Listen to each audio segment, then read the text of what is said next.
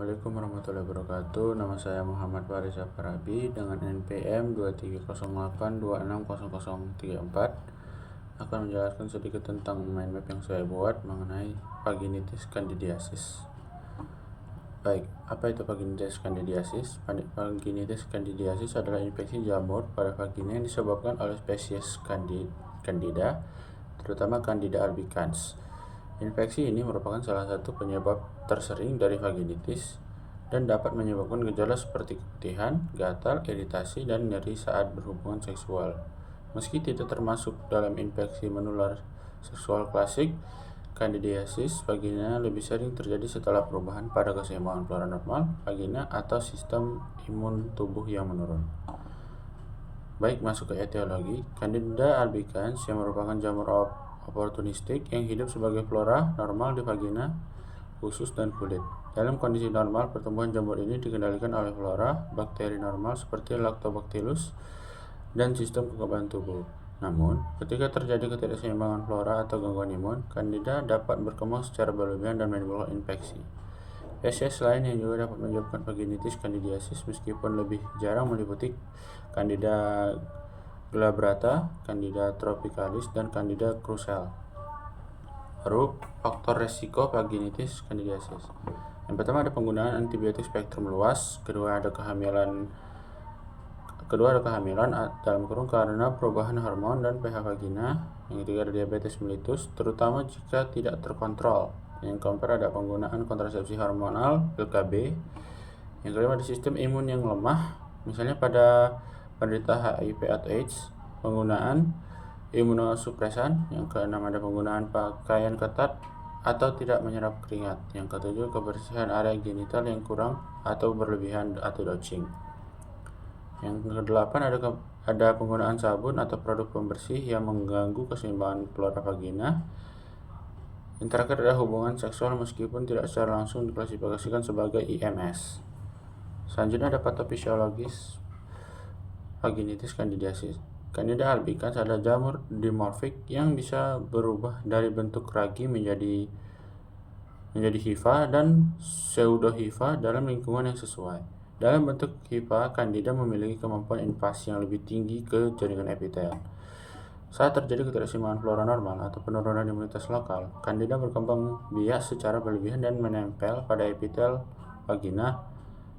Organisme ini melepas enzim protease dan fosfolipase yang merusak jaringan inang, menyebabkan inflamasi, edema, dan eksudat keputihan. Respon imun tubuh berupa infiltrasi leukosit juga memperparah peradangan dan gejala seperti pruritus, rasa terbakar, dan nyeri. Baru masuk ke pemeriksaan fisik dan pemeriksaan penunjang. Pemeriksaan fisiknya, yang pertama ada eritema dan edema pada pulpa vagina. Yang kedua ada keputihan kental berwarna putih seperti susu kental atau keju cottage. Yang kelima ada mukosa vagina tampak meradang, terkadang dengan lesi erosi. Yang keempat ada vagina terasa nyeri saat infeksi atau manipulasi. Yang terakhir ada tidak berbaru atau tidak seperti bakterial vaginosis atau trichomoniasis. Pemeriksaan penunjangnya, yang pertama ada hapusan mikroskop basah atau wet mount menggunakan larutan KOH 10%. Yang kedua ada terlihat hifa dan pseudohifa khas Candida.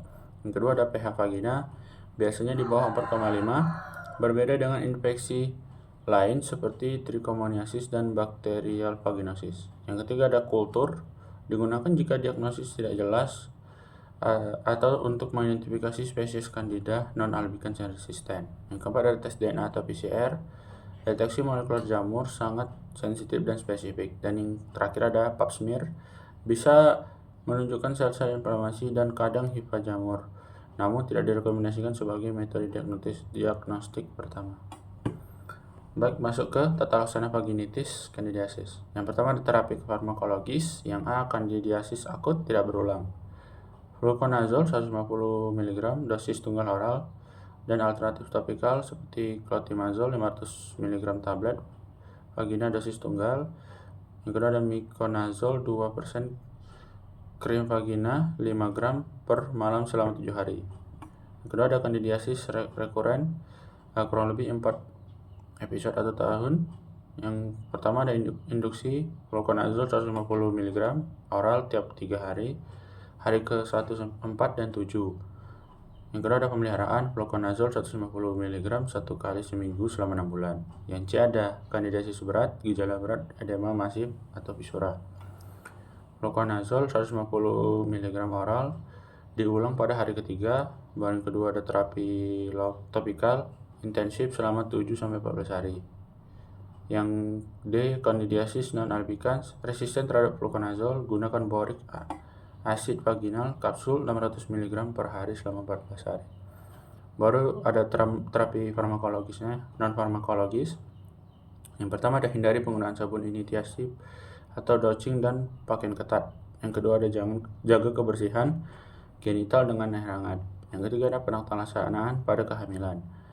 Yang pertama ada obat oral dianjurkan pada trimester pertama. Yang kedua ada terapi topikal, clotimazole atau miconazole selama 7 hari aman digunakan. Yang keempat penaklansanaan pasangan seksual. Yang pertama tidak rutin direkomendasikan jika pasangan tidak bergejala. Yang kedua pertimbangan pengobatan jika pasangan laki-laki mengalami vaginitis atau rekuren. Jadi kesimpulan yang bisa diambil dari ini, vaginitis candidiasis adalah infeksi jamur pada vagina yang umum terjadi dan disebabkan oleh pertumbuhan berlebih Candida albicans. Diagnosis ditegakkan melalui pemeriksaan fisik dan pemeriksaan penunjang seperti hapusan KOH dan kultur. Penata laksanaannya mencakup terapi anti jamur oral atau topikal tergantung pada tingkat keparahan dan kekampuhan infeksi. Juga